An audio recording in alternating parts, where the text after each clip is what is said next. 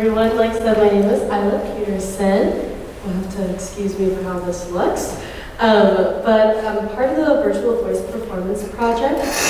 So I took the role of our social media efforts and a focus in our research that had to do with ethics in AI. So I'm a political science student with minors in music, philosophy, and legal studies. So a bunch of this stuff with a little bit of music involved. So that's what really took my grasp onto this project. So how do we use AI in a way that amplifies humanity instead of replacing or exploiting it? Especially in music, AI really should be done safely and ethically, not a sideline to creativity, but like we've said earlier, kind of like a sketchbook for composers, educators, and performers alike to use. So as part of this project, I took the initiative to reach out to 5 of the major AI platforms that we had worked with to get a better understanding of their models, how they're trained, and whether they consider these ethical implications that we did while we were having fun messing around with this and creating resources for people to use. So some of the core questions asked via email that we sent were, how is your model trained? What data is used to generate music? And are the original artists or creators getting compensated, or are they even getting consent for their work being out? Out of the 5, most didn't respond at all, but like Dr. Montaigne said, Dream Tonics, Synth-B, and Vocal Flex Tonics have statements about their training and compensation that identify protection that's provided on their website and talks a lot about what they use ethically. Now another company gave me a really vague reply stating in one line that their training methods were confidential.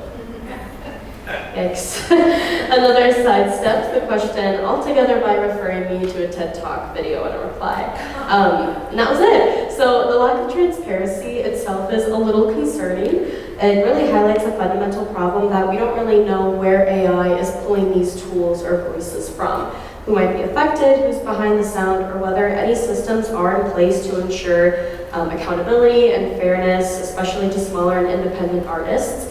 And that raises a lot of important ethical questions that we've came together with. So are these models learning from tracks created by underrepresented artists that might not have the resources or the money to have a big lawyer firm like Taylor Swift to stick up for them? Do they need permission, compensation, or even acknowledgement? And are cultural or community sounds being scraped or commodified? Or if platforms claim that the music being generated from scratch, who is designing those creative parameters? Who puts into place what is creative when they're making this? Because they still have to get a say in all this as well. At the same time, I learned that our legal frameworks are actually lagging really far behind in technological innovation. And as of right now, there's no comprehensive federal law in the United States that protects an individual's name, image, or likeness in the context of AI-generated content.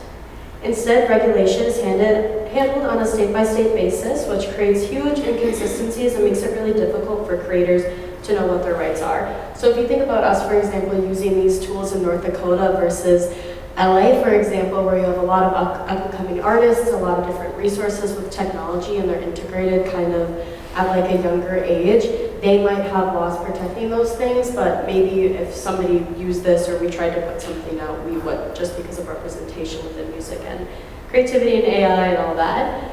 And for this project, we actually created a draft version of a guide that we called Same AI, a guide for performers and pedagogues, which helps students and educators feel more confident navigating this space.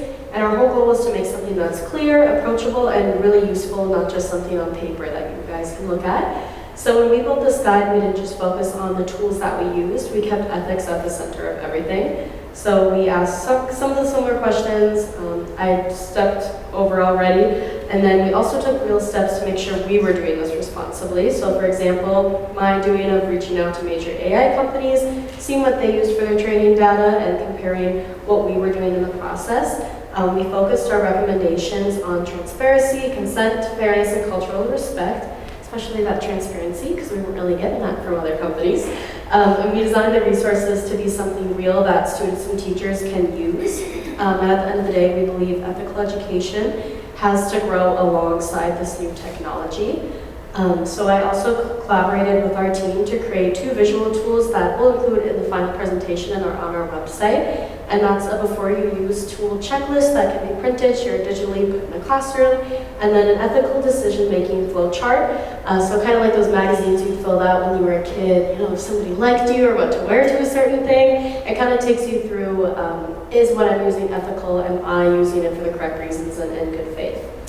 And closing out, we're the generation growing up alongside these tools, which means we really get to have a say in how they're shaped in the future and how we hold them accountable.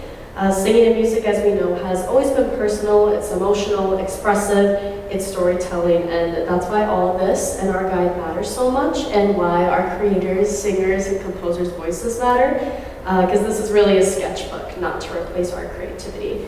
So leading the way and introducing this guide, I'm going to have Charlene come on up and get you guys introduced to that.